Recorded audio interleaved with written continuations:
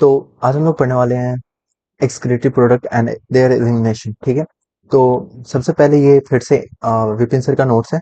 तो किन किन लोगों को ये करना चाहिए? सबसे पहले तो जो एक चैप्टर पढ़ लिए हैं बस वही लोग कर सकते हैं, क्योंकि ये एकदम क्विकेस्ट रिवीजन होगा। क्योंकि चूंकि आप देख रहे हैं यहाँ पे नोट्स विपिन सर का है, जो कि खुद ही 1 आवर में कराएंगे, ये वो नोट्स है। और तो मैं इसको 1 आवर से भी कम में कराने वाला हूँ, जो कि एकदम क्विकेस्ट रिवीजन हो, जो जिन जिन के पास ये नोट्स है वो एकदम क्विक रिवीजन कर सके। और जो जो point Vipin sir short notes बनाने के चक्कर में मतलब कहीं कहीं सर मिस कर दिए हैं या फिर अब मुंह से बोल दिए, वो सारा पॉइंट यहाँ पे मेंशन होगा।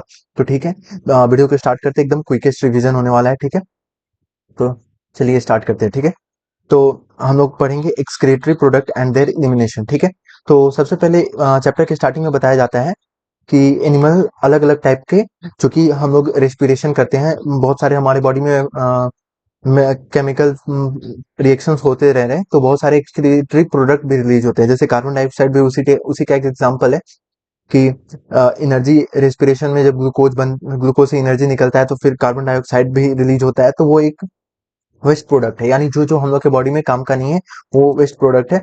तो एनसीईआरटी जैसे कहता है नाइट्रोजनस वेस्ट हो सकता है, फिर से CO2 भी हो सकता है, H2O भी हो सकता है, आयंस भी जैसे सोडियम, ये मतलब ये टाइप का हम लोग के बॉडी में वेस्ट पाए जा सकते हैं। आयन हो सकते हैं, पानी कुछ एक्स्ट्रा अगर पानी हमारे बॉडी में आ गया तो वो भी एक तरीके से वेस्ट है। ठीक है, और नाइट्रोजनस वेस्ट तो हम लोग जानते हैं जिस पे पूरा ये चैप्टर बेस्ड है। तो इस चैप्टर में हम लोग नाइट्रोजनस वेस्ट को कैसे निकाल सके इसका इसके ऊपर चर्चा करने वाले हैं, और आयंस भी पार्टिसिपेट तो उसमें करेंगे ही। ठीक है, देखते हैं कैसे कैसे करेंगे। एकदम क्विकेस्ट रिवीजन होने वाला है, जल्दी जल्दी से। और ये सब हमारे बॉडी में कैसे एक्यूमुलेट होते हैं, या इंजेक्शन से या मेटाबॉलिज्म से या फिर इनहेलेशन से। कुछ CO2 मेटाबॉलिज्म से रिलीज होता है, या एक्स्ट्रा हम लोग खा ही लेते हैं, तो ये इंजेक्शन और मेटाबॉलिज्म से ये निकलता है। अब इसको हमारे बॉडी से निकालना बहुत जरूरी होता है। ठीक है, तो हम लोग नाइट्रोजनस वेस्ट पे आते हैं। ठीक है, ये बेसिक इंट्रोडक्शन था। नाइट्रोजनस वेस्ट 3 टाइप के होते हैं। ठीक है, अमोनिया, यूरिया और यूरिक एसिड। ठीक है, अमोनिया, यूरिया और यूरिक एसिड। हम लोग क्या रिलीज करते हैं? हम लोग यूरिया रिलीज करते हैं। ठीक है, हम लोग जो है यूरिया रिलीज करते हैं। ये अमोनिया जो होता है इसका बहुत सबसे ज्यादा मोस्ट टॉक्सिक होता है अमोनिया। ठीक है, अमोनिया सबसे ज्यादा टॉक्सिक होता है और यूरिक एसिड सबसे लेस टॉक्सिक होता है।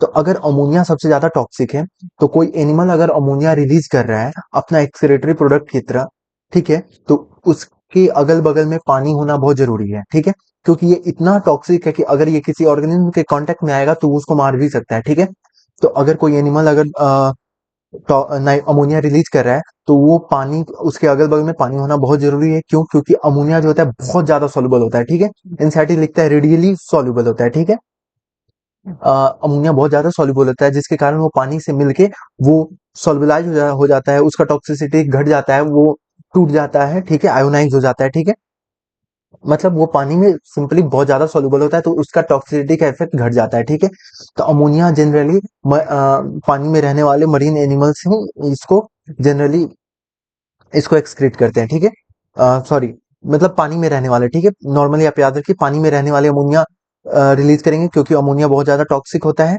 और यूरिया उससे लेस टॉक्सिक, और यूरिक एसिड सबसे लेस टॉक्सिक। जैसे कोई बर्ड्स जो होता है वो यूरिक एसिड ही जैसे पैलेट के फॉर्म में, एकदम पेस्ट के फॉर्म में रिलीज करके चला जाता है, आदमी के ऊपर भी गिर जाता है, तो उससे कोई मतलब नहीं होता है। ठीक है, यानी यूरिक एसिड से कोई दिक्कत नहीं है।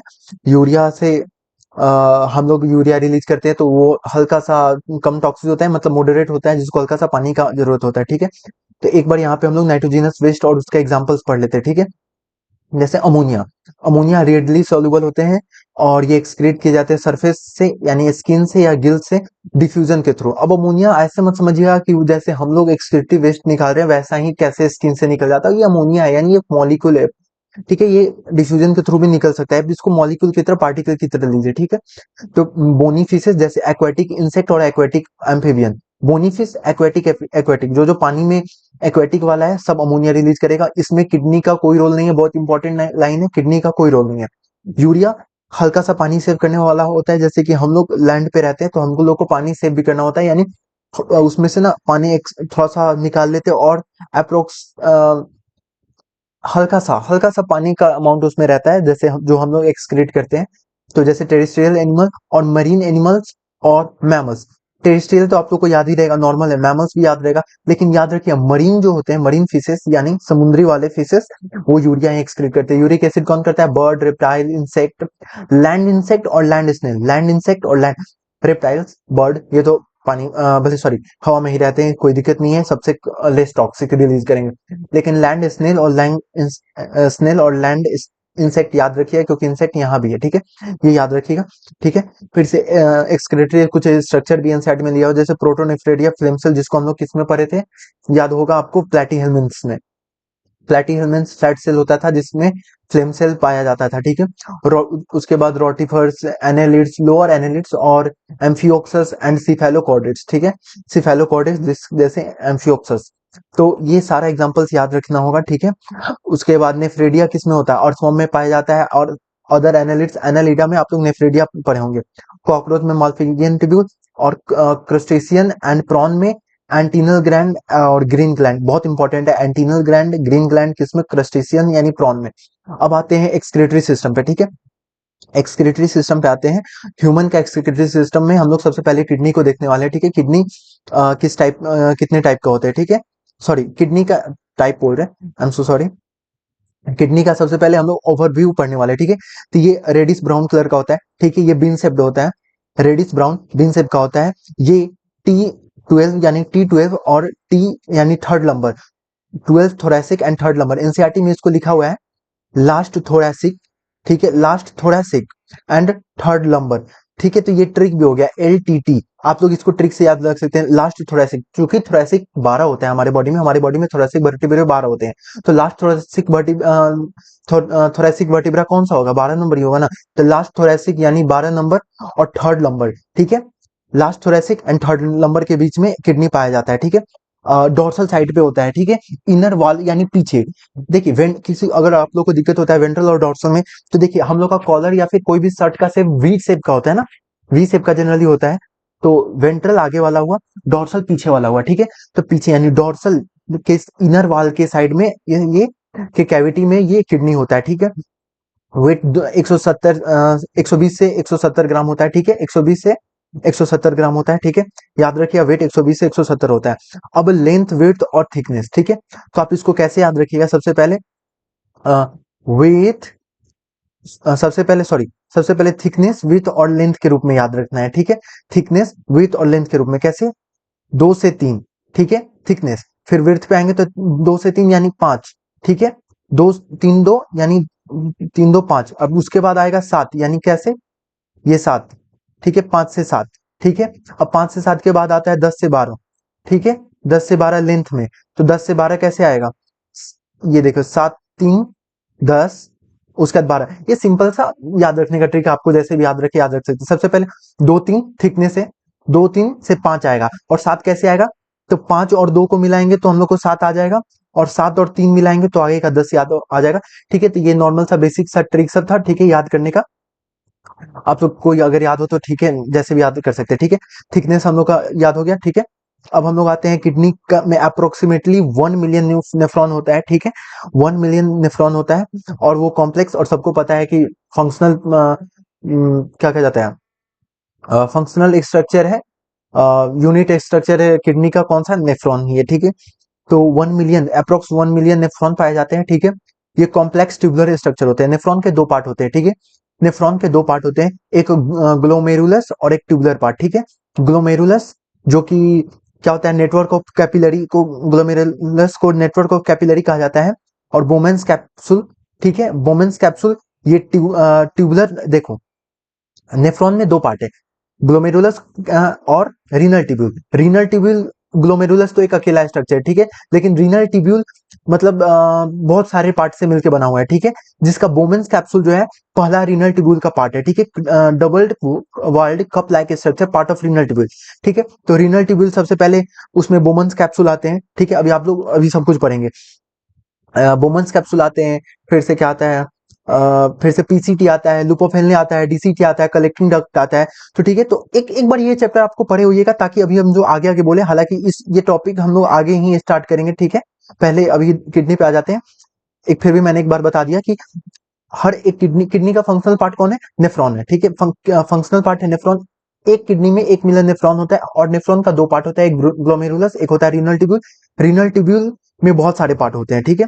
लेकिन रीनल ट्यूब्यूल का पहला पार्ट को बोमेंस कैप्सूल बोला जाता है, और बोमेंस कैप्सूल और ग्लोमेरुलस को मिला के मालपिजियन बॉडी बोला जाता है, जिसको रीनल कॉर्पसूल्स भी कहा जाता है, ठीक है। जिसमें ग्लोमेरुलस क्या है, कैपिलरी का नेटवर्क है, टफ टफ कैपिलरी है, ठीक है। Bowman's capsule double walled structure है, जो कि रीनल ट्यूब्यूल का फर्स्ट पार्ट है, स्टार्टिंग वाला पार्ट है। अब आते हैं हम लोग ये, ठीक है। अब आते हैं हम लोग किडनी के स्ट्रक्चर पे। किडनी के स्ट्रक्चर पे आने से पहले हम लोग चल एनसीईआरटी के डायग्राम पे आते हैं, जो सबसे बेस्ट है, ठीक है। एनसीईआरटी के डायग्राम में ये देखिए, ठीक है, ये हाइलम है, ठीक है, जो गेट गेट टाइप है, वह गेट जिससे रीनल आर्टरी, ठीक है, वह गेट जिससे रीनल आर्टरी, सॉरी, ठीक है, वह गेट जिससे रीनल आर्टरी, सॉरी ये क्यों चेंज हो जा रहा है, वह किट जिससे रीनल आर्टरी आपको निकलेगा, ठीक है।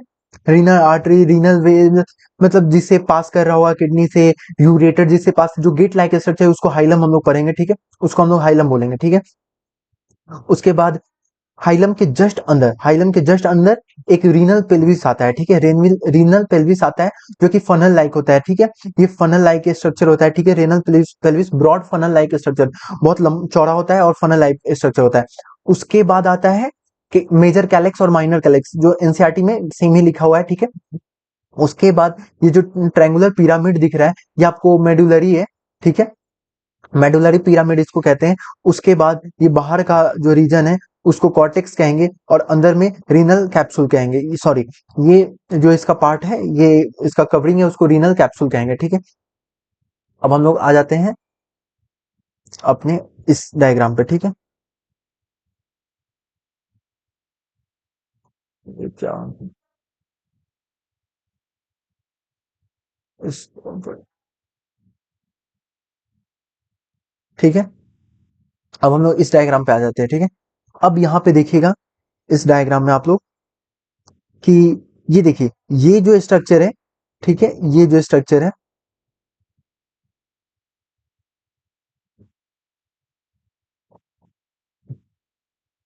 हाँ, तो हम लोग कहाँ पे थे, थोड़ा सा एरर आ गया था, ठीक है। तो हाँ, हम लोग इस स्ट्रक्चर पे, ठीक है। यहाँ पे कह रहा है कि ये मेडुलरी जो पिरामिड है, ठीक है, ये मेडुलरी पिरामिड, ये ट्रायंगुलर शेप में जो है वो मेडुलरी पिरामिड है। तो सबसे पहले हम लोग ये नॉच गेट लाइक गेट की तरह काम कर रहा है, ठीक है। हाइलम है जो कि नॉच लाइक है, उसके अंदर जस्ट घुसे तो रीनल पेल्विस आया, ठीक है। रीनल पेल्विस आया, ठीक है,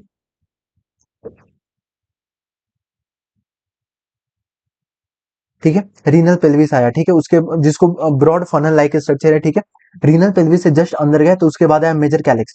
तो सबसे पहले हाइलम, ठीक है, हाइलम से आया रीनल पेल्विस, रीनल पेल्विस से जैसे गया तो मेजर कैलेक्स, फिर वहां से माइनर कैलेक्स, ठीक है। उसके बाद मेडुलरी पिरामिड, ठीक है, ये रहा मेजर कैलेक्स, फिर माइनर कैलेक्स, फिर से मेडुलरी पिरामिड, ठीक है। उसके बाद मेडुलरी पिरामिड यहाँ पे आ गया, और ये आउटर पार्ट को कॉर्टेक्स कहा जाता है, सबको पता है कि आउटर पार्ट को कॉर्टेक्स कहा जाता है, और वो कॉर्टेक्स का वो पार्ट जो अंदर तक डिप है, कॉर्टेक्स का वो पार्ट जो अंदर तक डिप यहाँ पे आया गया है, ठीक है। जो कॉर्टेक्स का वो पार्ट जो अंदर तक डिप हुआ है उसको रीनल कॉलम ऑफ बर्टनी कहा गया है, ठीक है, उसको रीनल कॉलम ऑफ बर्टनी कहा गया है, ठीक है। तो इस फिगर से आप लोग देखिएगा, मैंने कुछ कुछ को ही रेड लाइन किया हुआ है, बस यहाँ पे वो लाइन ही मैंने रेड लाइन किया है जो यहाँ पे हम लोग को इंपॉर्टेंट है। जैसे मेडुला सबको पता है कि अंदर वाले पार्ट को और कॉर्टेक्स बाहर वाले पार्ट को कहा जाता है, तो उसको मैंने अंडरलाइन नहीं किया। आप लोग याद रखिएगा, renal part, renal column of Bertini किसको कहा जाता है, अंदर वाले पार्ट को। मेडुलरी पिरामिड किसको कहा जाता है, ट्रायंगुलर पार्ट को, माइनर कैलेक्स, फिर मेजर कैलेक्स, फिर पेल्विस, और फिर से आप हम लोग आगे अपना हाइलम के थ्रू बाहर आ गए, ठीक है। अब ऑक्सीजनेटेड ब्लड आएगा, ठीक है, और डीऑक्सीजनेटेड ब्लड, यानी ये दोनों हम लोग यहाँ पे जो डिनोट कर रहे हैं वो वेसल है, ठीक है। अब हम लोग चैप्टर को आगे बढ़ाते हैं, ठीक है। यहाँ पे थोड़ा सा टाइम लग गया,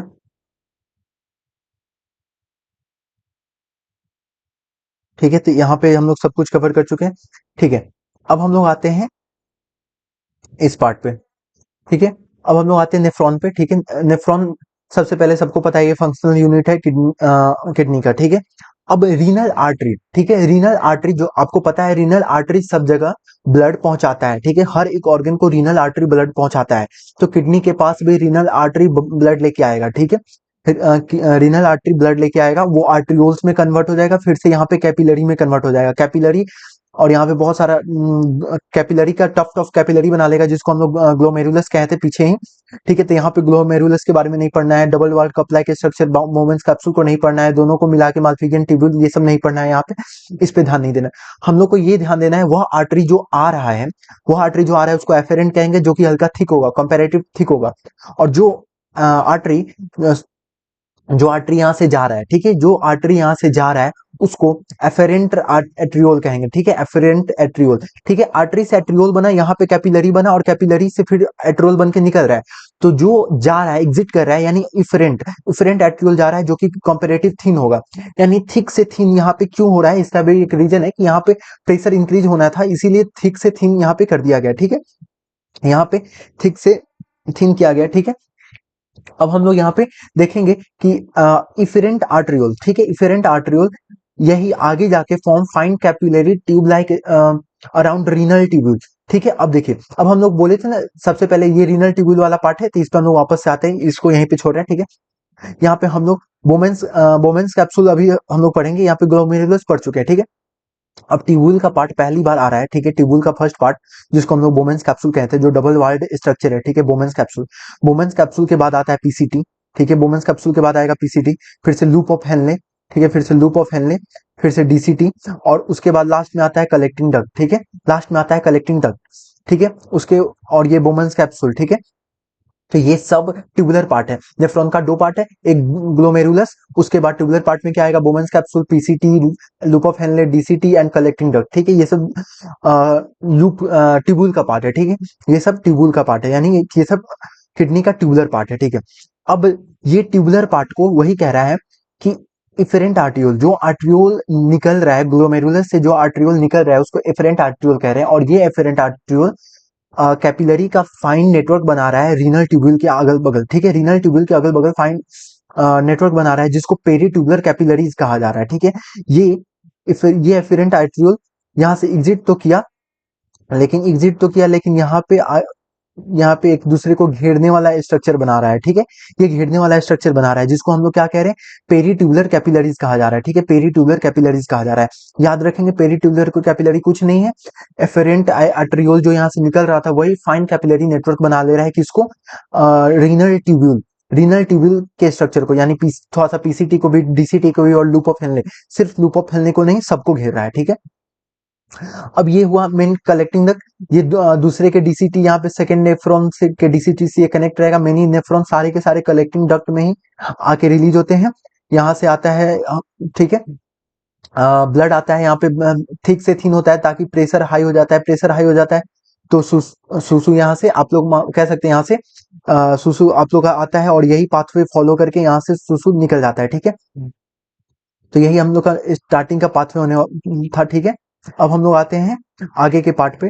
ठीक है, अब हम लोग आते हैं टाइप ऑफ नेफ्रॉन। ठीक है, टाइप ऑफ नेफ्रॉन पे आते हैं। दो टाइप का होता है, एक कॉर्टिकल और एक जस्टा मेडुलरी नेफ्रॉन। ठीक है, कॉर्टिकल जो होता है वो मेजोरिटी होता है हम लोग के बॉडी में सबसे ज्यादा, ये यही वाला है मेजोरिटी में। कौन सा है, कॉर्टिकल नेफ्रॉन ही हम लोग के बॉडी में मेजोरिटी वाला है, कॉर्टिकल नेफ्रॉन। ठीक है, माइनॉरिटी में यानी बहुत कम ही है जस्टा मेडुलरी। जस्टा मेडुलरी बहुत, उसका नंबर बहुत कम है। ठीक है, इस दोनों में फर्क क्या होता है, कि दोनों में फर्क ये होता है कि ये अच्छा ठीक है, इसका नाम कॉर्टिकल क्यों पड़ा, सबसे पहले इसका नाम कॉर्टिकल इसलिए पड़ा क्योंकि इसका जो लूप ऑफ हेनले है, इसका लूप ऑफ हेनले जो होता है मेजोरिटी वो कॉर्टिकल रीजन में ही रहता है। ठीक है, लेकिन इसका नाम मेडुलरी, इसके नाम मेडुलरी इसलिए आया क्योंकि इसका जो लूप ऑफ हेनले है उसका ज्यादा पार्ट यहाँ पे मेडुला में होता है।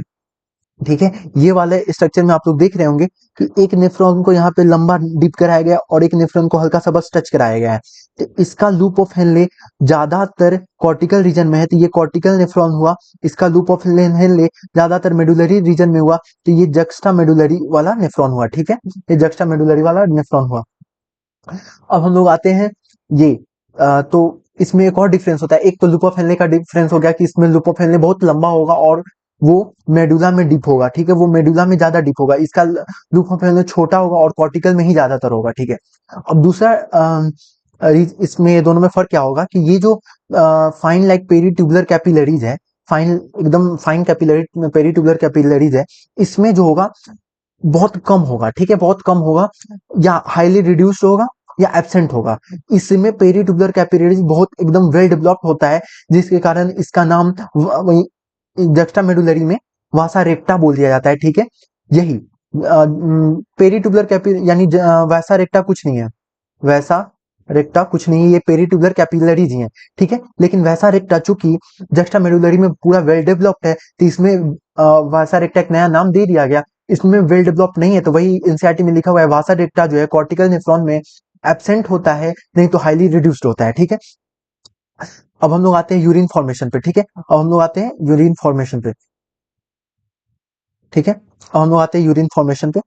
यूरिन फॉर्मेशन में 3 स्टेप होता है। ठीक है, यूरिन फॉर्मेशन में 3 स्टेप होता है, एक ग्लोमेरुलर फिल्ट्रेशन, रीएब्जॉर्प्शन, सिक्रेशन। ठीक है, सबसे पहले अल्ट्रा फिल्ट्रेशन यानी सबसे फर्स्ट स्टेप फिल्ट्रेशन का। ठीक है, ब्लड वन मतलब हर मिनट, ठीक है, पर मिनट, यहाँ पे लिखा हुआ है पर मिनट किडनी के पास 1 पॉइंट यानी 1100 से 1200 ml ब्लड किडनी के पास आता है। ठीक है, जो कि 20% है कार्डियक आउटपुट का। कार्डियक आउटपुट का 20% है, यानी 1/5 भी इसको कह सकते हैं। कार्डियक आउटपुट जितना एक मिनट में हम लोग का एक वेंट्रिकल ब्लड पंप करता है, उसका ये 20% है, यानी 1/5 है। 1100 से 1200 ml किडनी के पास आता है, यानी किडनी के पास जितना ब्लड आएगा उतना ही तो फिल्टर करेगा। तो किडनी के पास approx 20% of cardiac output blood आता है, यानी 1100 से 1200 ml ब्लड आता है, उसी को ये फिल्टर करता है। ठीक है, उसको ये फिल्टर करता है, और आगे देखिएगा फिल्टर करने के बाद इसमें से मात्र 125 ml ही ब्लड ये फिल्टर करता है। ठीक है, आगे हम लोग इसको देखेंगे, आगे यहाँ पे देखेंगे कि 125 आखिर है क्या। ठीक है, तो सबसे पहले 1100 से 1200 ml ब्लड फिल्टर करता है, और ये कैसे होता है, यानी ग्लोमेरुलस अल्ट्रा फिल्ट्रेशन का हम लोग बात कर रहे हैं यहाँ पे। ठीक है, कि 1100 से 1200 ब्लड आ गया किडनी के पास, उसको फिल्टर कर लिया, जो कि ये 20 या 1/5 है कार्डियक आउटपुट का। अब आते हैं फिल्ट्रेशन। अब यहाँ जो फिल्टर होगा ये 3 लेयर के थ्रू होगा।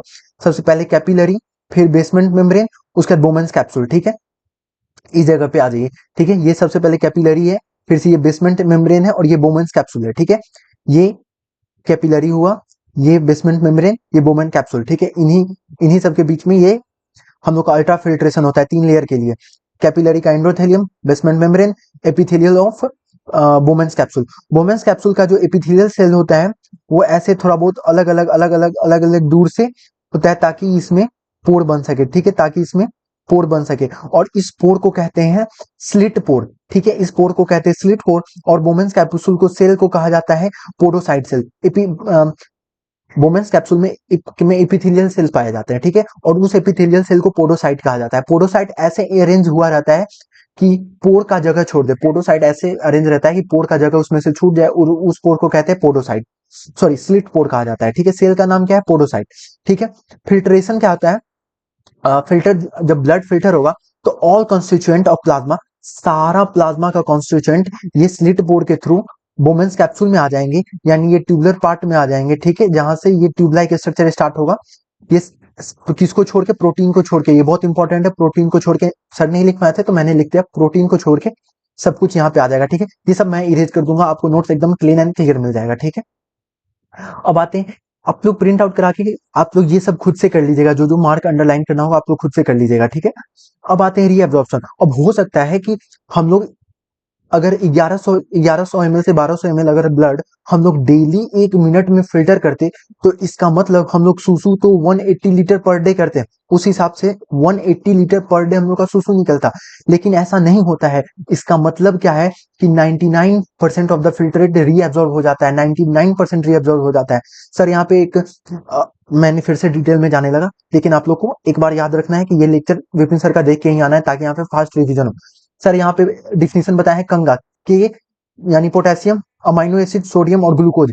कंगा जो होता है एक्टिवली यहाँ पे रीअब्सॉर्ब होता है, और पैसिवली नाइट्रोजनस वेस्ट, वाटर और क्लोरीन आयन, ठीक है, वो पैसिवली रीअब्सॉर्ब होता है। ठीक है, नाइट्रोजनस वेस्ट को रीअब्सॉर्ब करने का क्या जरूरत पड़ गया हमारे बॉडी में, नाइट्रोजन वेस्ट का क्या जरूरत है, तो ऑस्मोलरिटी यानी कंसंट्रेशन मेंटेन करने के लिए कभी कभी नाइट्रोजन वेस्ट को भी रीअब्सॉर्ब करना पड़ता है। ठीक है, वही यहाँ पे कहा जा रहा है कि अगर 1 से 1.5 लीटर ब्लड हम लोग डेली करते तो 180 लीटर सुसु हम लोग का डेली निकलता, लेकिन मात्र 1.5 लीटर पर डे रिलीज होता है, यानी 99% जो होता है वो रीअब्सॉर्ब हो गया।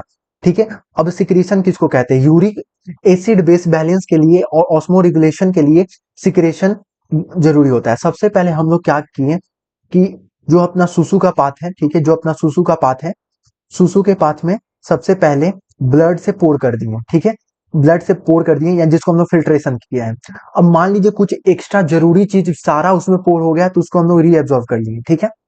वापस से कंसंट्रेशन मेंटेन करने के लिए, सुसु ज्यादा डाइल्यूट तो नहीं है, उसका कंसंट्रेशन मेंटेन करने के लिए वापस हम लोग सिक्रीट कर देंगे, ठीक है। तो एरो आप लोग समझ लीजिए, ये सिक्रीट कर रहे हैं सबसे पहले, ये यहाँ से रीअब्जॉर्ब कर रहे हैं, ठीक है। तो ये सब ऑस्मो रेगुलेशन के लिए और आयन आयन यानी एसिड बैलेंस यानी पीएच बैलेंस और ऑस्मो रेगुलेशन के लिए हम लोग सिक्रेशन करते हैं, ठीक है। अब हम लोग आते हैं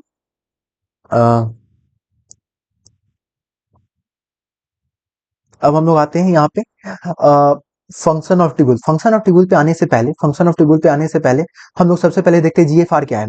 amount of filtrate form by kidney पर मिनट, जिसको उसी को जीएफआर कहते हैं। एक मिनट में कितना फिल्ट्रेट बनाता है, एक मिनट में कितना फिल्ट्रेट बनाता है, उसी को कहा जाता है जीएफआर, ठीक है। जैसा कि हम लोगों ने देखा, इतना ब्लड हम लोग के बॉडी में इतना ब्लड हम लोग के बॉडी में अरे यार, कहाँ गया, सॉरी। हाँ, तो मैं क्या बोल रहा था कि इतना ब्लड 1.1 से 1.2 लीटर ब्लड हम लोग के बॉडी में इतना ब्लड फिल्ट्रेशन के लिए हम लोग के बॉडी में पास होता है, ठीक है। इतना ब्लड हम लोग के बॉडी में फिल्ट्रेशन के लिए पास होता है किडनी से, ठीक है। किडनी से इतना ब्लड 1.1 से 1.2 लीटर थिक, यहाँ पे आप लोग देखे होंगे, थिक से थिन, ठीक है, थिक से थिन यानी थिक आर्ट्रियोल से थिन आर्ट्रियोल, एफेरेंट आर्ट्रियोल से इफेरेंट आर्ट्रियोल में इतना ब्लड पर मिनट यानी 1100 से 1200 एम एल 1100 से 1200 एम एल ब्लड एक मिनट में हम लोग के ग्लोमेरुलस से पास करता है। सिंपल सा है, 1100 से 1200 एम एल ब्लड हमारे ग्लोमेरुलस से पास करता है, तब जाके 125 ml फिल्ट्रेट बनता है, 125 ml फिल्ट्रेट बनता है, यानी एक मिनट में 1100 से 1200 ml ब्लड पास किया तो 125 ml ब्लड फिल्ट्रेट बना, ठीक है। यानी ये जो पोडोसाइट से कितना निकला, इधर से पास कितना किया, हम ऊपर कैपिलरी है, कैपिलरी से पास कितना किया, 1100 से 1200 पास किया, पोडोसाइट से पास होके कितना आया, मात्र 125 ml ही पास होके आया, ठीक है।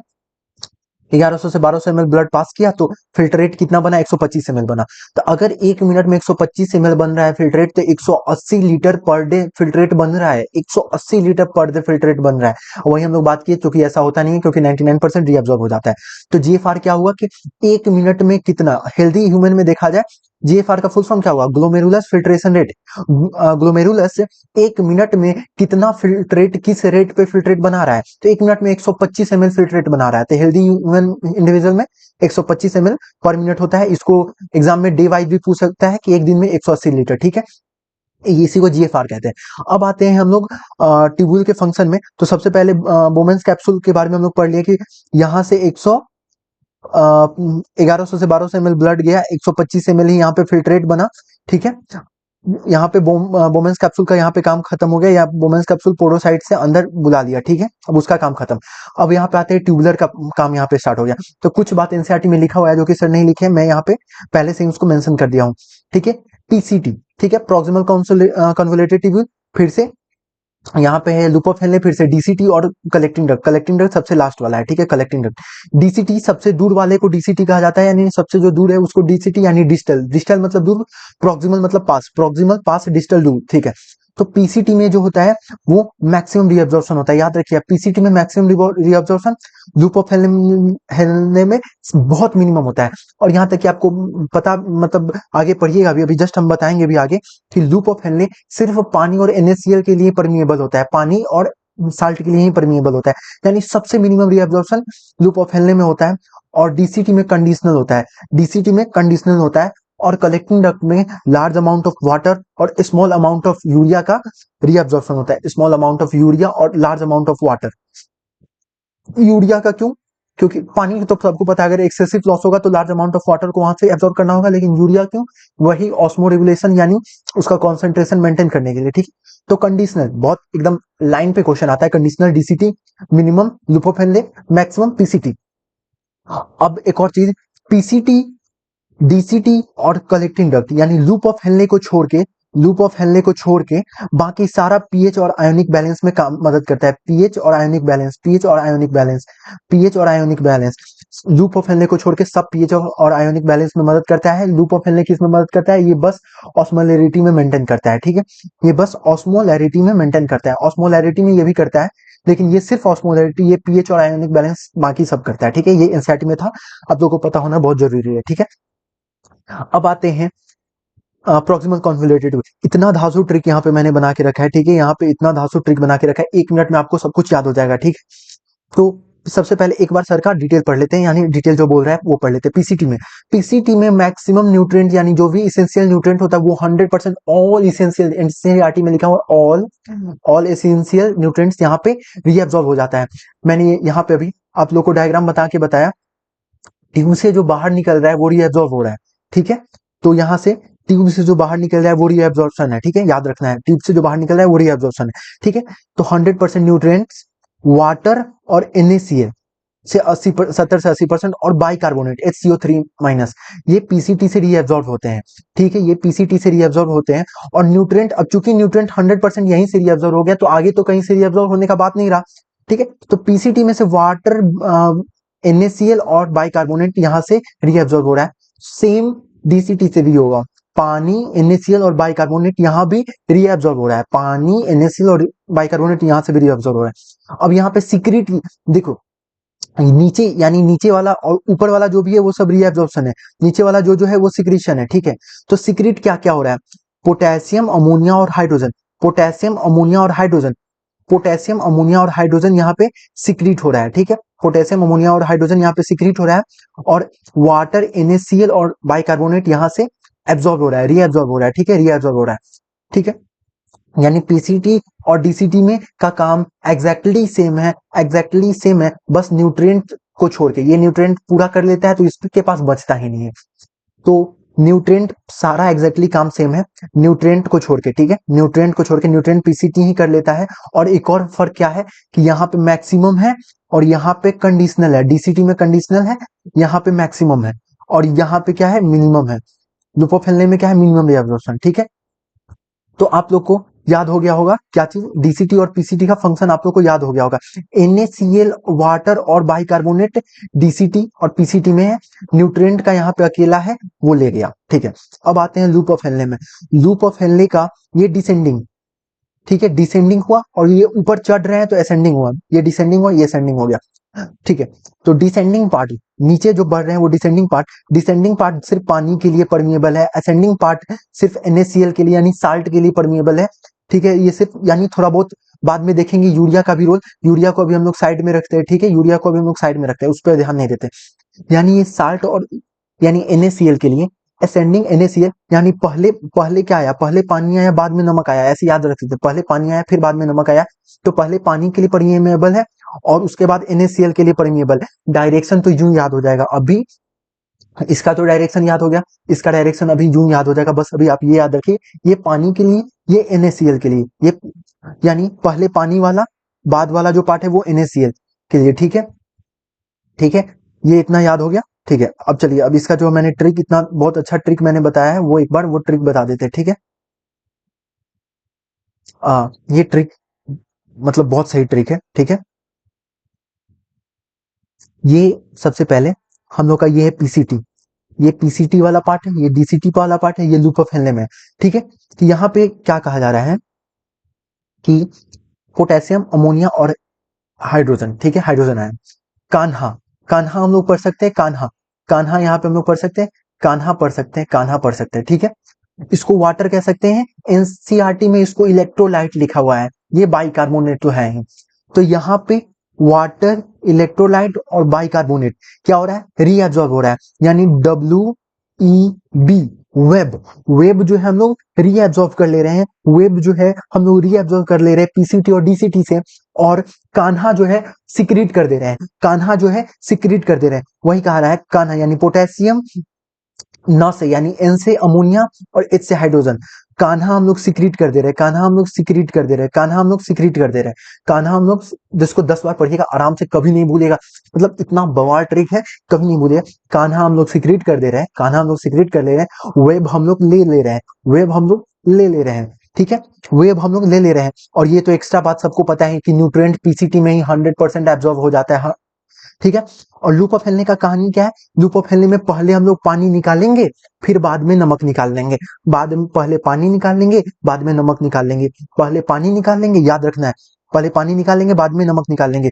अब ऐसा यहाँ पे क्यों हुआ, अभी जस्ट हम लोग यहाँ पे काउंटर करंट मैकेनिज्म पढ़ेंगे, जिसका ये मेडुला वाला पार्ट है, ये कॉर्टेक्स वाला पार्ट है, ठीक है। कॉर्टेक्स का जो कॉन्सेंट्रेशन होता है वो कम होता है, ठीक है, लेकिन मेडुला का जो कॉन्सेंट्रेशन होता है बहुत ज्यादा होता है। तो कॉन्सेंट्रेशन इंक्रीज करने का दो तरीका है, कॉन्सेंट्रेशन इंक्रीज करने का दो तरीका है, या तो मान लो नमक और पानी का सॉल्यूशन है, नमक और पानी का सॉल्यूशन है, और कॉन्सेंट्रेशन हम लोग को बढ़ाना है, तो या तो उस सॉल्यूशन में से पानी निकाल दे या नमक डाल दे, या तो पानी निकाल दे या नमक डाल दे।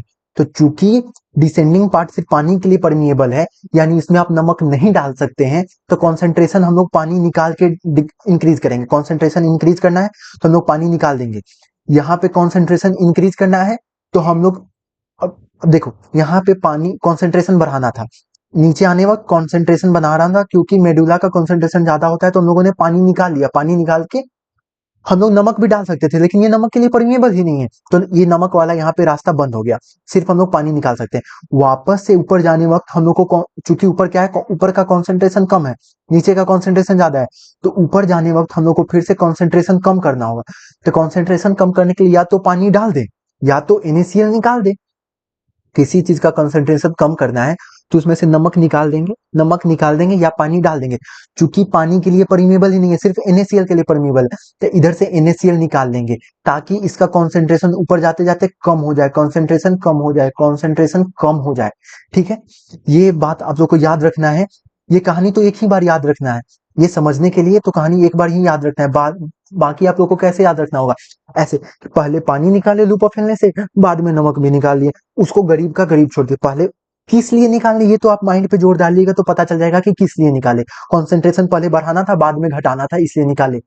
लेकिन रटना कैसे है, पहले पानी निकालिए बाद में नमक निकाल लिए, ठीक है। पीसीटी का काम हो गया, डीसीटी का काम हो गया, लूप ऑफ हेलने का काम हो गया। अब आते हैं कलेक्टिंग डक्ट। कलेक्टिंग डक्ट में मात्र दो चीज सिक्रीट होता है, सिक्रीट यहाँ पे कान्हा हो रहा था, कान्हा सिक्रीट हो रहा था, कान्हा में एन हटा दीजिए तो के और एच यहाँ पे सिक्रीट हो रहा है, के और एच यहाँ पे सिक्रीट हो रहा है। और एब्जॉर्प्शन में यहाँ पे मैंने पहले ही बोल दिया था, ये यहाँ पे आप लोगों ने पहले ही बता दिया था, ये देखिए यहाँ पे कि लार्ज अमाउंट ऑफ वाटर और स्मॉल अमाउंट ऑफ यूरिया, तो वही लार्ज अमाउंट ऑफ, यानी दो फिगर बनाया हुआ है वाटर का, यानी large amount of water absorb करता है और स्मॉल अमाउंट ऑफ यूरिया। क्यों, क्योंकि अगर मान लीजिए कभी मेडुला के अंदर का कॉन्सेंट्रेशन कम हो गया तो उसको मेंटेन करने के लिए यूरिया यहाँ से एब्जॉर्ब होता है और यहाँ पे सिक्रीट हो जाता है, सिक्रीट हो जाता है, ठीक है। तो यूरिया का डायरेक्शन आपको तो बिल्कुल भी याद करने का जरूरत नहीं है, बस आप लोग को यहाँ पे कान्हा, यहाँ पे कान्हा, यहाँ पे वेब, ठीक है, वेब कान्हा, पहले पानी निकाले बाद में NaCl निकाले, यहाँ पे कान्हा का बस के और एच आएगा, एन नहीं आएगा। यहाँ पे पानी लार्ज अमाउंट में ऑब्जॉर्व कर ही रहे थे, क्योंकि यहाँ पे मैंने बताया ही। बच गया यूरिया, यूरिया बीच बिचवा वाला खेल है, यूरिया को याद रखिएगा लूप ऑफ हेनले और कलेक्टिंग डक्ट के बीच में आया था, ठीक है, यूरिया दोनों के बीच में आया था। और डायरेक्शन कैसे, डायरेक्शन आप लोग याद रखिएगा, हालांकि उसका भी ट्रिक है, पर फिर वीडियो यहाँ पे मैंने ज्यादा डीप में जाके समझाने लगा, टाइम बहुत कम है, फिर भी चलिए बता देते हैं। आप लोग को ये तो याद रखना है कि यूरिया बीच में आएगा। अब यूरिया का डायरेक्शन आपको पता करना है, ठीक है। तो क्या यूरिया का डायरेक्शन आपको लगता है ये लॉजिकल कभी डायरेक्शन हो सकता है कि इधर से एब्जॉर्ब करके इधर से पोर कर दिए? अरे जब पोर करके हम, चूंकि ये सुसु का पाथ है, ये नीचे जाके सुसु में मिल जाएगा, ठीक है। तो चूंकि हम लोग को वापस से सुसु में ही भेजना था, तो यहाँ से निकालेंगे क्यों, यहाँ से निकाल लेंगे क्यों, क्योंकि वापस से ये तो वहीं पे आके मिलेगा ना, तो यहाँ से निकाल के यहाँ से वापस क्यों डालेंगे? हम लोग को ऐसा कौन सा जल्दी है कि यहाँ से निकाल के यहाँ डाल देंगे? तो यहाँ पे कोई जल्दी नहीं है, इसीलिए इस डायरेक्शन में बढ़ना यूरिया का गलत होगा, तो हम लोग इस डायरेक्शन में यूरिया को बढ़ा देंगे, यानी यहाँ से एब्जॉर्ब करके यहाँ से पोर कर देंगे। याद रखने का बस ट्रिक है, ऐसा कोई यहाँ पे रॉकेट साइंस नहीं है, ठीक है। अब ये वाला पार्ट हम लोग पढ़ लिए। अब हम लोग आते हैं जल्दी जल्दी, ठीक है। अब हम लोग आते हैं काउंटर करंट मैकेनिज्म में। काउंटर करंट मैकेनिज्म कुछ नहीं है, काउंटर करंट मैकेनिज्म कुछ नहीं है, ठीक है। काउंटर करंट मैकेनिज्म कुछ नहीं है। यहाँ पे मैं बस 1 मिनट के लिए आपको एनसीईआरटी का वो डायग्राम दिखाऊंगा जिससे आप लोग को सब कुछ क्लियर हो जाए, ठीक है। ठीक है, तो एनसीईआरटी का हम लोग पीडीएफ खोल चुके हैं, ठीक है। यहाँ पे बस ये वाला फिगर हमको समझाना था, ठीक है। ये वाला फिगर हमको समझाना था। यहाँ पे आप लोग को सबको पता है ये ग्लोमेरुलस था, यानी ये एफेरेंट आ रहा है, यहाँ से ब्लड हम लोग का आ रहा है, ठीक है। यहाँ से ब्लड आ रहा है, यहाँ से हम लोग को पोरोसाइट के, ये बोमन सेल का पोरोसाइट से होके यहाँ पे आ गया ब्लड, ठीक है। सॉरी, फिल्ट्रेट आ गया। फिल्ट्रेट यहाँ से पास कर रहा है पीसीटी से होते हुए, ठीक है। और यहाँ से लूप ऑफ हेलनेस से वापस से जाके कलेक्टिंग डक्ट में हम लोग यहाँ मिल जा रहा है, ठीक है, और नीचे चला जा रहा है। तो ये यहाँ पे बस आप लोग को यहाँ पे क्या देखना है, डायरेक्शन देखना है, ठीक है। बस यहाँ पे आप लोग को क्या देखना है, डायरेक्शन देखना है। क्या ये डायरेक्शन नीचे जा रहा है, ये डायरेक्शन यहाँ पे ऊपर जा रहा है, यानी लूप ऑफ हेलने में पहले नीचे जा रहे हैं, फिर हम लोग ऊपर जा रहे हैं, ये तो सबको पता है, ठीक है। लूप ऑफ हेलने में हम लोग नीचे जा रहे हैं फिर ऊपर जा रहे हैं। लेकिन ब्लड वाले में आप लोग देखिए, ठीक है, ब्लड वाले में देखिएगा, एफेरेंट एट्रियोल का हम लोग देखते हैं, ठीक है। एफेरेंट एट्रियोल में आप लोग देखिएगा कि ये एफेरेंट एट्रियोल, चूंकि ये यहाँ से क्या कर रहा था, एग्जिट कर रहा था, ठीक है। यहाँ से एफेरेंट एट्रियोल आया और यहाँ से ये बाहर निकल गया, तो ये बाहर निकल गया, तो इसका आप लोग देखिए ये इधर से आ रहा है और इधर से निकल रहा है, ठीक है, एफेरेंट आर्टिकल। बस यहाँ पे बस आपको डायरेक्शन ही समझना है, ठीक है। बस यहाँ पे आप लोग को डायरेक्शन ही दिखाना है, यानी ये यहाँ से आ रहा है, ठीक है, यानी ये यहाँ से आ रहा है, यानी डाउनवर्ड डायरेक्शन है, ठीक है। ये यहाँ से आ रहा है, यानी ये डाउनवर्ड डायरेक्शन है। ये यहाँ से आ रहा है, यानी डाउनवर्ड डायरेक्शन है। फिर यहाँ से ये ऊपर जा रहा है, फिर यहाँ से ये ऊपर जा रहा है, यानी ये डाउनवर्ड डायरेक्शन। ये किसका है, यानी ये कैपिलरी का डायरेक्शन है, ठीक है। तो ये यहाँ पे आपको देखना है, लूप ऑफ हेनले जब ऊपर जा रहा था, लूप ऑफ हेनले जब ऊपर जा रहा था, तो उसी के साथ साथ ये ब्लड वेसल हम लोग का नीचे आ रहा था, ठीक है। ब्लड वेसल हम लोग का नीचे आ रहा था, ठीक है। और जब लूप ऑफ हेनले नीचे जा रहा था, तो ब्लड हम लोग का ऊपर जा रहा था, ठीक है। तो इसी के डायरेक्शन को काउंटर करंट मैकेनिज्म बोलेंगे। ये जो हम लोग का है, ये ब्लड का डायरेक्शन है, और ये जो मैंने ब्लू कलर से बनाया, ये हम लोग का लूप ऑफ हेनले में यूरिन का डायरेक्शन है। ये क्या है, यूरिन बोलिए, यूरिन बोलना सही नहीं रहेगा, फिल्ट्रेट का डायरेक्शन है, ठीक है। ये फिल्ट्रेट फिल्ट्रेट ऊपर से नीचे आ रहा है, फिर नीचे से ऊपर जा रहा है, ये यानी बस यहाँ पे अपोजिट डायरेक्शन जो दिख रहा है, यही काउंटर करंट है। यानी काउंटर मतलब क्या हुआ, एक दूसरे को काउंटर करना है, एक इधर से आ रहा है तो एक इधर से आ रहा है, आप आमने सामने फेस करना है, एक इधर से जा रहा है तो एक इधर से, इसी को काउंटर, ठीक है, काउंटर। और फ्लो है तो फ्लो को करंट कहेंगे, और इसी को मैकेनिज्म, बाकी कुछ नहीं है, बहुत आसान था, बस यही डायरेक्शन समझाना था, ठीक है। अब आते हैं हम लोग काउंटर करंट मैकेनिज्म पे, ठीक है। इसको बड़ा कर लेते हैं, ठीक है, ठीक है। काउंटर करंट मैकेनिज्म एक बार जूम कर लेते हैं, ठीक है। तो हम लोग यहाँ पे पढ़ लिए, due to opposite flow of filtrate in loop of Henle, और ठीक है, और अपोजिट फ्लो ऑफ, ठीक है, ब्लड का वासा रेक्टा में अपोजिट फ्लो, और लूप ऑफ हेनले में अपोजिट फ्लो। इससे बस यही काउंटर करंट मैकेनिज्म के कारण ही हम लोग 4 गुना concentrated urine concentration from cortex to medulla, 4 गुना कॉन्सेंट्रेटेड।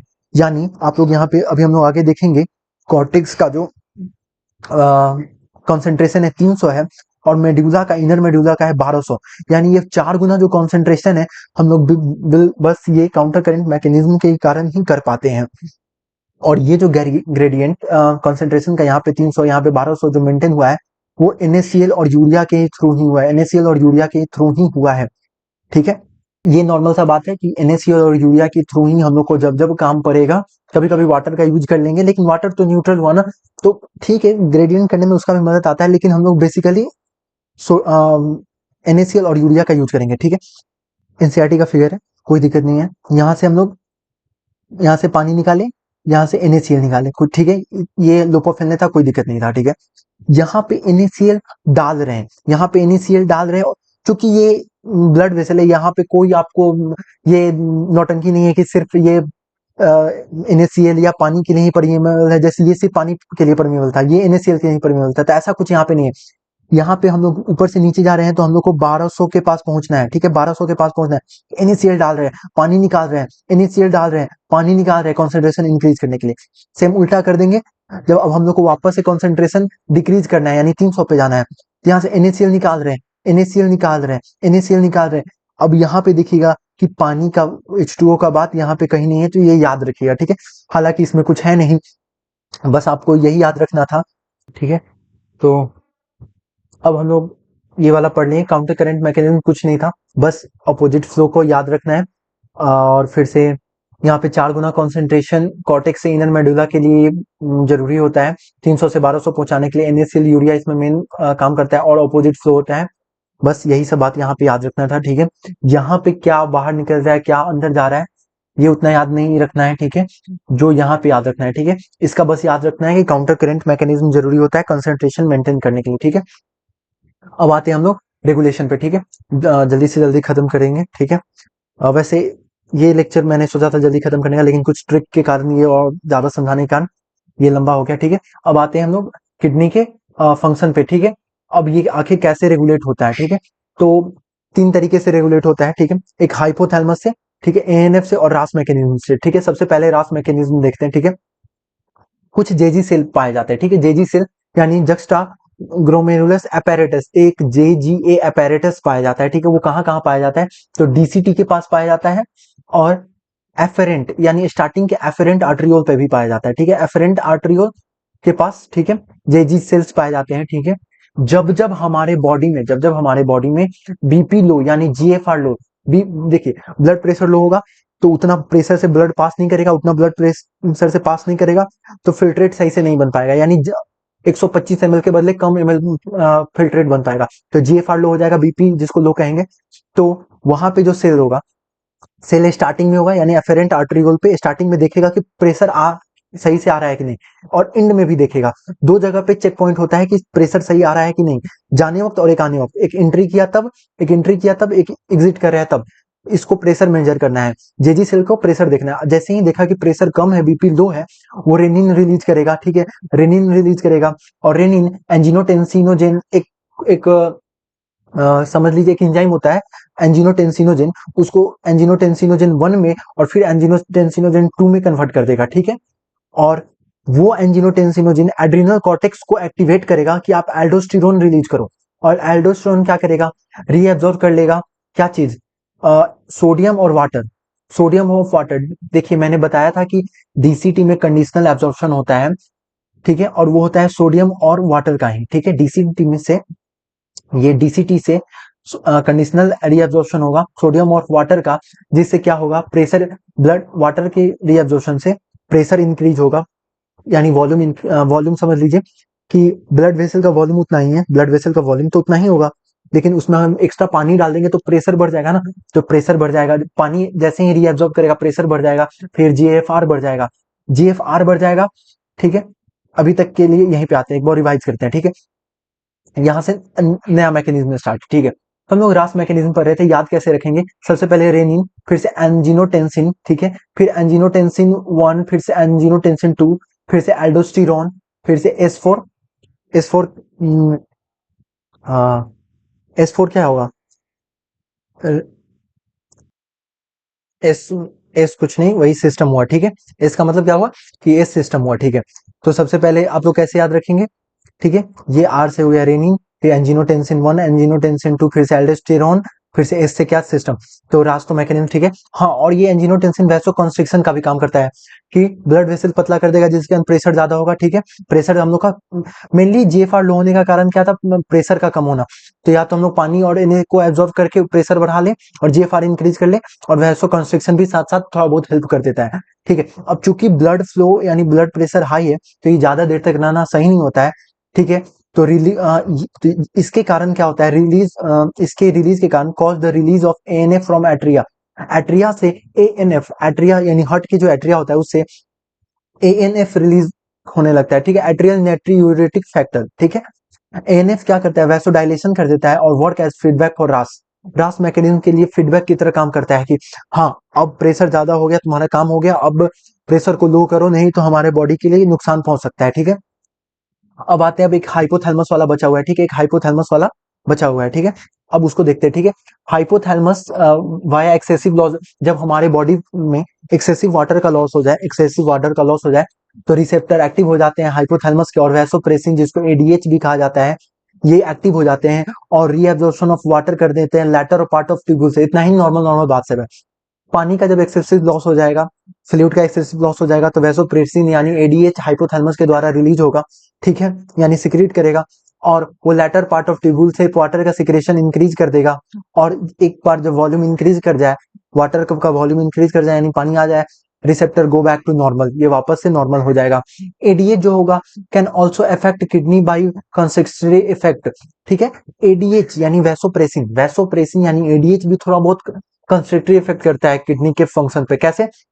ब्लड वेसल का कंस्ट्रिक्ट यानी ब्लड वेसल को कंस्ट्रिक्ट कर देगा, तो ये भी हल्का सा बीपी और जेएफआर इंक्रीज कर सकता है। अब आते हैं मेक्चुएशन यानी सुसु करने का प्रोसेस को कैसे करेंगे। यूरिन जब हमारे यूरिनरी ब्लैडर में स्टोर हो जाता है, तो यूरिनरी ब्लैडर के साइड वॉल पे रिसेप्टर, स्ट्रेच रिसेप्टर पाए जाते हैं, जो कि जैसे ही स्ट्रेच होते हैं, तुमको पता लग जाता है कि हाँ यूरिन एक सर्टेन अमाउंट तक फुल हो चुका है, तो ये वॉलंटरी भी, ये क्या है, वॉलंटरी सिग्नल जाता है हमारे सेंट्रल नर्वस सिस्टम के पास।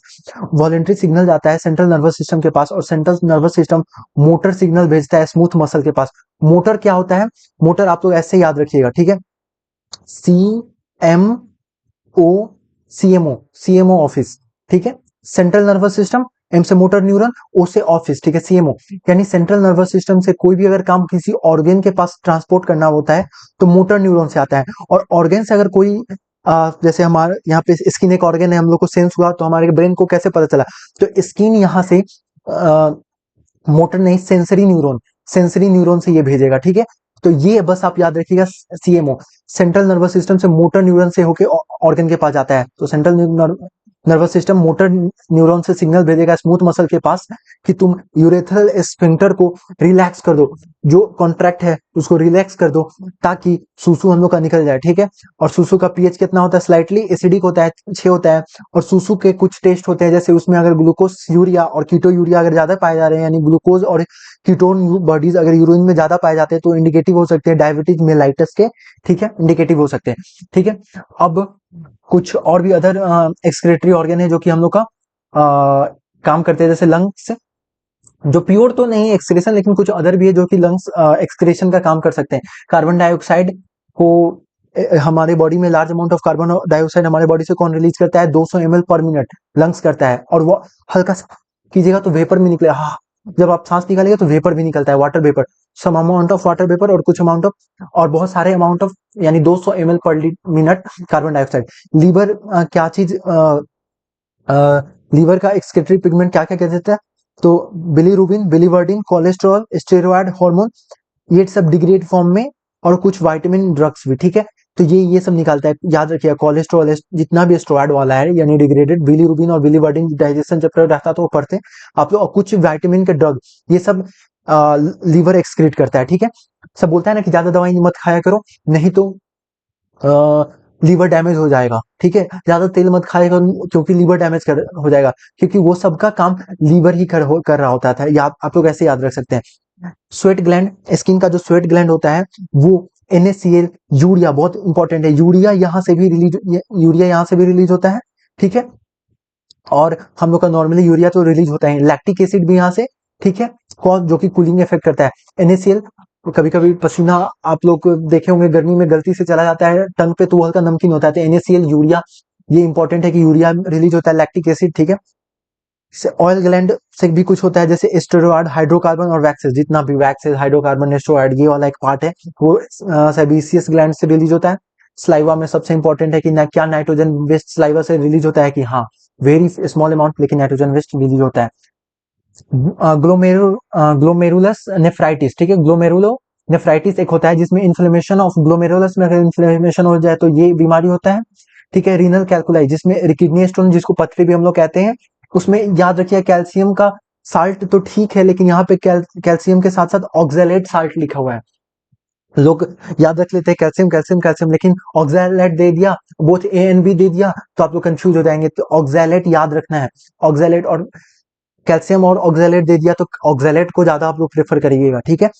उसका यूरेमिया, अगर हमारे किडनी में ज्यादा, सॉरी, हमारे ब्लड में यूरिया का एक्यूमुलेशन बहुत ज्यादा मात्रा में हो जाए, तो हो सकता है हमारा किडनी फेल कर जाए उसको फिल्टर करने में।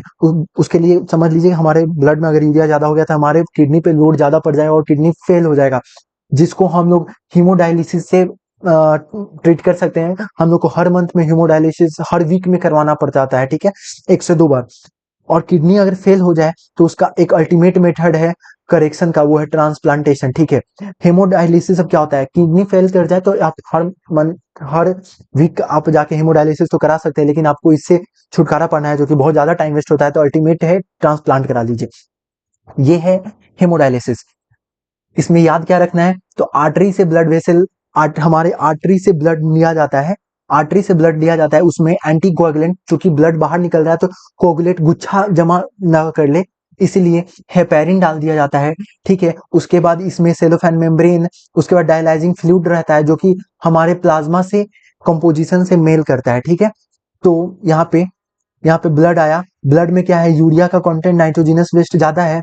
इस डायलाइजिंग फ्लूइड जो कि प्लाज्मा से हम लोग मिल खाता है, उसमें कॉन्सेंट्रेशन कम है, तो high concentration to low concentration निकलने लगेगा। ऐसा ही 2-4 राउंड कराएंगे तो हम लोग का हो जाएगा। साथ में सेलोफेन ट्यूब है जो कि फिल्टर करेगा, और यहाँ से हाई प्रेशर से लो प्रेशर जाएगा। और एक इंपॉर्टेंट बात क्या है, वापस से इसमें एंटी हेपेरिन डाल देंगे ताकि जो कोगुलेट हुआ था वो ठीक हो जाए। हेपेरिन डालेंगे, ठीक है, हेपेरिन डालेंगे ताकि कोगुलेट ना हो, एंटी हेपेरिन डालेंगे ताकि वापस से हमारा ब्लड नॉर्मल चला जाए, ठीक है। और याद क्या रखना है कि वेन से, मोटा वाला वेन से, वेन क्या होता है, मोटा होता है, तो वेन से वापस चला जाए। आर्टरी पतला होता है तो पतले वाले से इसलिए जाया जाता है ताकि सही प्रेशर आ सके। तो इसमें क्या क्या याद रखना है, इसमें मात्र इतना ही याद रखना है कि आर्टरी से आएगा, वेन से वापस से जाएगा, डायलाइजिंग फ्लूइड का आइसोटोनिक होता है प्लाज्मा के साथ, ठीक है। इसमें सेलोफेन मेम्ब्रेन भी यूज किया जाता है, ठीक है। बस यही सब याद रखना है। ज्यादा टाइम ले लिया, I am so sorry, but बहुत सही तरीके से किया है, ताकि कुछ कुछ ट्रिक भी बताते हुए, ठीक है। कुछ आज लैपटॉप भी थोड़ा बहुत परेशान कर रहा था, ठीक है, कोई बात नहीं, एंड करते हैं इस लेक्चर को यहीं पे, ठीक है।